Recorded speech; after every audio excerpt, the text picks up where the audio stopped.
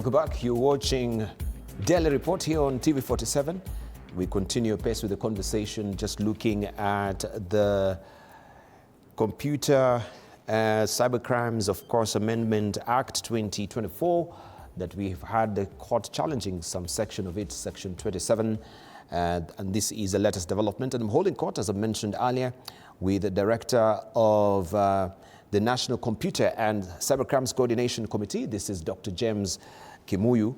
And earlier on, before we took a short break, I'd asked him regarding that particular section 2022, right, to just talk about it briefly, the criminalization of publication of false, misleading, and fictitious data. Petitioners are claiming that this is overbroad and unclear, so they need clarity. Okay. What does it really mean? Okay. First of all, I want to say that even Section 22 here is not part of the amendments, but let's just refer to the existing act. Mm-hmm. And let's read Section 22 in totality. Of course, I'll not read the entire of it, but if you look at the false information mm-hmm. that is referred there, it's likely to, number one, propagation of war. Number two, incitement of persons to violence. Number two. Number three, hate speech. Okay? Number four, ethnic incitement. Yeah, what constitutes hate speech? Because I think that has been also the bone of contention. Mm. Yeah, so when you talk about hate speech here, would we say, for instance, what has been in the public domain right now regarding the governor of Nyeri, will you describe that as hate speech? And if that is the hate speech that you're saying here, then how does it cognate with this particular act? Okay, allow me not to get into the issues of the governor, because that's, I think already statements have been issued by various leaders, both in the political scene and also within the various quarters. But we all know hate speech is where somebody uses words to malign and to discredit and to discriminate the rights or the fundamental rights of other people and other communities. So that is what we are trying to avoid, where the computers or the social media or the technology is being used to be able to propagate these types of information. So we cannot just leave this space and the very sensitive space without the necessary legislations and regulations to be able to govern the conduct of the people within the cyberspace. So Section 22 is very clear. And of course, you also read Section 22 combined with this Section 23, which also focuses on the issues of false publications and all this. So this is what gives peace to Kenyans, knowing that there are laws in place that protects. Remember, the Constitution guarantees us our rights to, the Bill of Rights guarantees the protection of every Kenyan. So how do we be able to achieve that? And that's why such an act, therefore, comes into play to be able to define some of these offenses and prescribe the penalties. And the penalties are there for purposes of trying to ensure that they discourage such offenses from being undertaken. Remember, the space is so vibrant and so sensitive and very wide in nature. Mm-hmm. Yeah. But the question is, when we were talking about that particular section, creating offenses, they say, this is what the petitioners are saying, okay, that they create offenses that lack legal entity and fail to meet the criteria for limiting rights under Article 24 of the Constitution. Would you want to make it that very clear for us as well? Yes, I've said the superior legal document is the Constitution.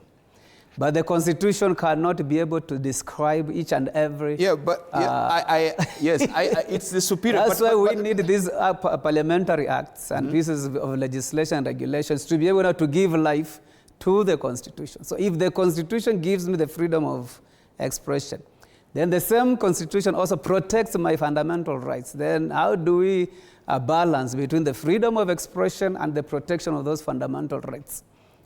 Yeah, because this is where the balancing act, those of us who are... Yeah, I understand what you say, that of course the Constitution supersedes all, yes, this particular act. But if you read this section 2. It says, pursuant of Article 24 of the Constitution, the freedom of expression and Article 33 of the Constitution shall be limited. Yes. In respect of the intentional publication of false, misleading, or fictitious data or misinformation that you quite eloquently also, what it means basically is... So to my understanding is, you're saying that the Constitution shall be limited in respect.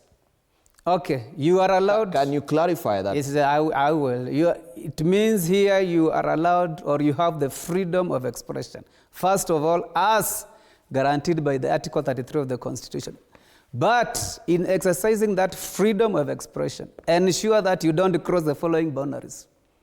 One, whatever you say in exercising that freedom does not propagate war, does not incite anybody towards taking pangas or shockers or committing violence against anybody else, does not constitute a hate speech against a community or a person, does not advocate hatred, or, you see, that's why it lists all this.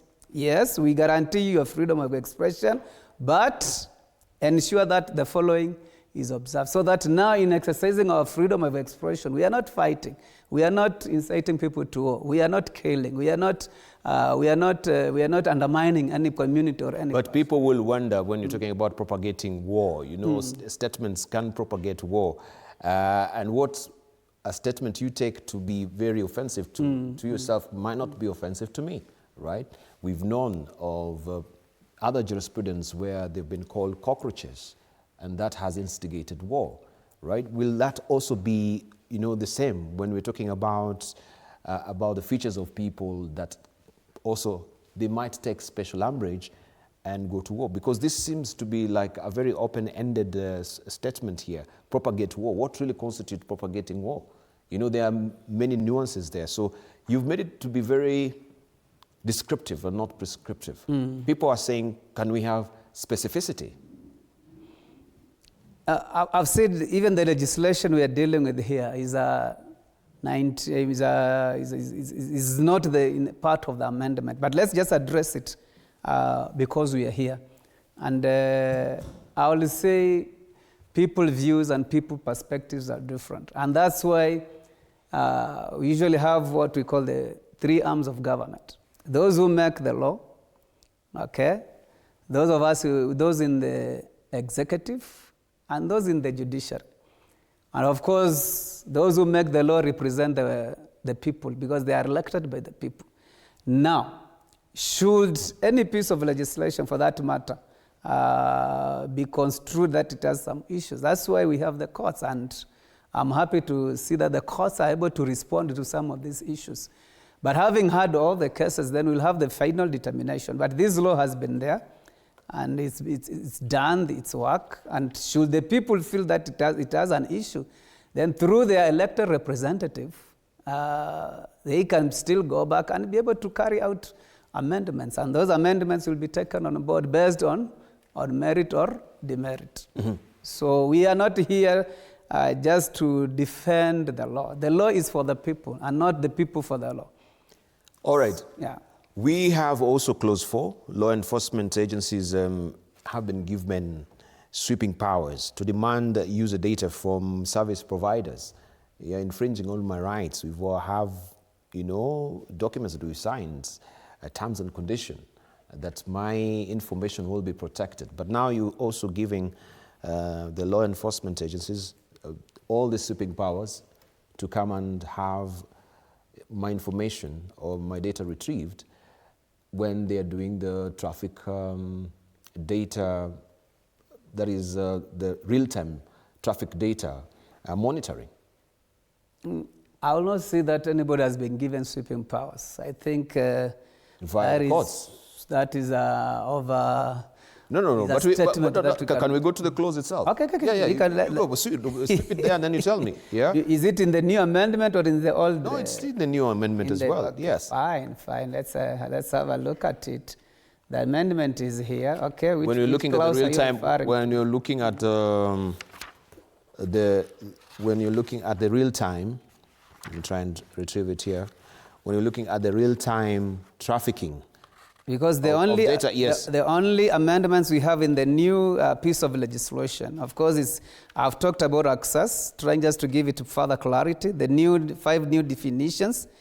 Section 6, of course, which talks about the issues of websites, and it has clarified which websites are targeted here. And I'm using the word targeted on a very conservative note. Those that are propagating illegal activity, those that are supporting matters of terrorism, those that are having issues with matters of child pornography, then religious extremism and cults. The next amendment is Section 27. That talks about cyber harassment, and the issue there was just insertion of suicide. Then Section 30, phishing. Phishing has just been expanded, not only using messages, but also to include calls, because people are calling and are soliciting for private and personal information. Then you go straight to Section 42, which is just an additional offense to the 33 that already existing, and introducing the issues of SIM swapping. So anything outside here, I think is just an over-exaggeration. All right, but we have the record of and access to seized data, yeah?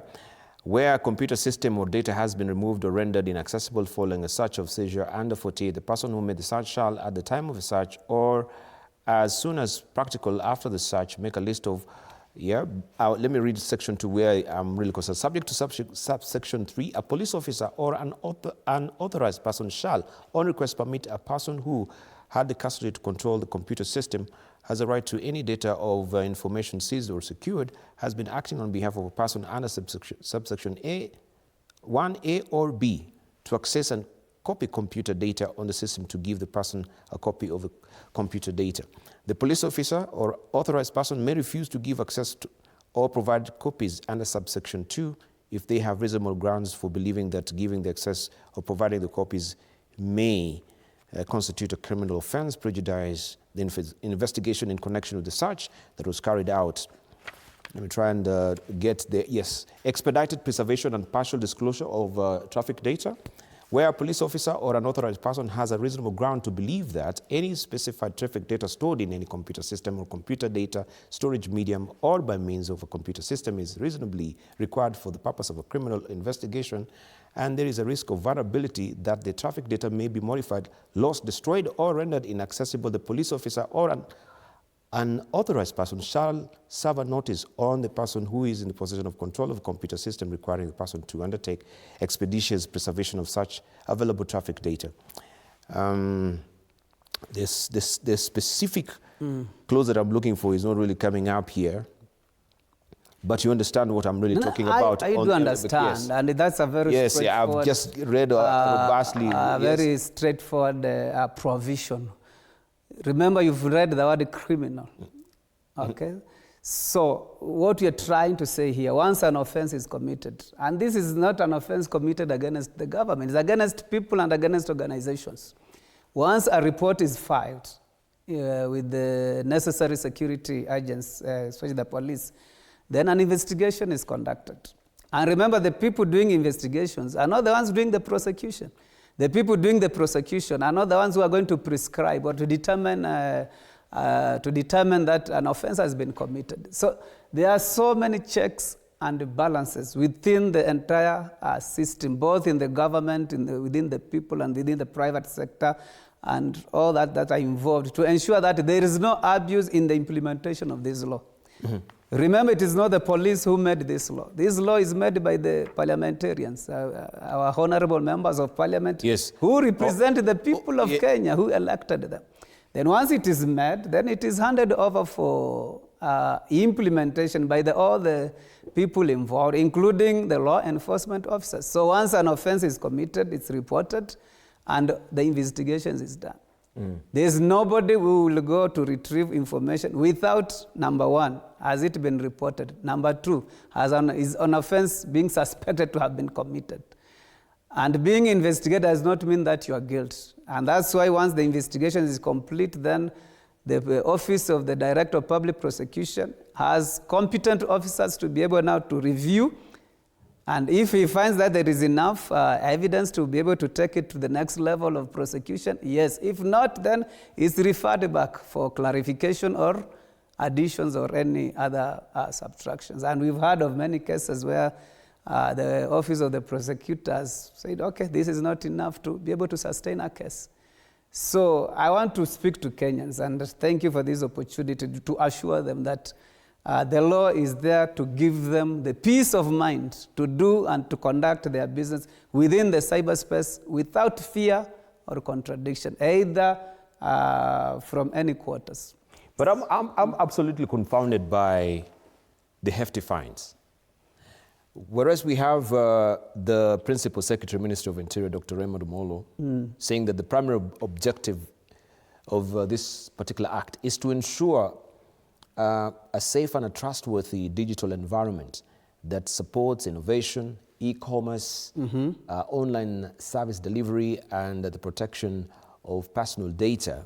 We have hefty fines that, they're running up to 20 million shillings. This is even what now Justice Lawrence has actually, picked out on Section 27. Okay. What are the justifications for these hefty fines? Because if we have here, we want to support innovation and e-commerce, spur that particular growth, yet you have people walking on eggshells, fear and trepidation if they walk on the wrong side of the law with these punitive fines.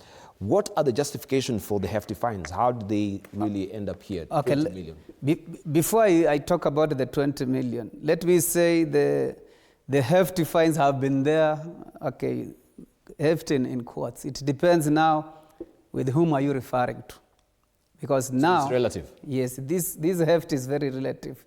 20 million is a lot of money to somebody, but it is also little money to somebody else. But no. Wait. Let's just be fair, and realistic. Yes. Dr. Kimuyu, let's just be fair and realistic. Since 2018, the new law has not even touched, has not changed. If you look at Section 27 within the amended Act, and unfortunately, we are not able to access it online I think because of the court cases, it's yet to be availed. But we are still using the bill that was discussed in Parliament. It's only touching on the issues of trying to protect Mwananchi by ensuring that you are not harassed to an extent of going to commit suicide. Now, let me comment about the 20 million. Now, this 20 million is relative, as I've already said, and should the people feel that it is heft, then the parliament is there, and it can be petitioned and the necessary amendments introduced. But let me say, why was 20 million... It's already been petitioned. Why 20 million? Why 20 million? Why 20 million? Because cyber harassment is one of the things that you may not want to be subjected. So I believe that fine is there for deterrence. That is my opinion, for purposes of deterrence, so that we don't allow... Okay, if we put it 5,000, for example, then I come harass you, take me to court, I'm found guilty, I pay 5,000. The next day I'm harassing somebody else, I'm taken to court, I pay 5,000. But with the 20 million, I'll think twice. Yeah, if I'm going to be harassing people, then I must have enough money to be able to be paying these fines. So my opinion is there for deterrence, but should there be still a feeling from the Mwananchi that this is beyond the what we maybe they might have expected, then they have elected members of parliament, which they have elected honorable members to be able to pursue any changes or amendments to this. Yeah. But to point to note, this is not even touched within the new bill that is under contention. Yeah. Okay, so we eagerly wait to see what will be the way forward from the courts as well. Right, we want to thank you so much, Dr. James Kimuyu, who is the National Computer and Cybercrimes Coordination Committee Director. We're looking forward to a much more enlightenment on this, because I think many are really walking in the dark, and we should be having all this conversation more and more. People are saying, why could we not really have a public participation on this so that people can get to be intimately familiar with this particular act briefly, but we'll get more to that. Thank you so much. All right, let's see what is on the other side of the business.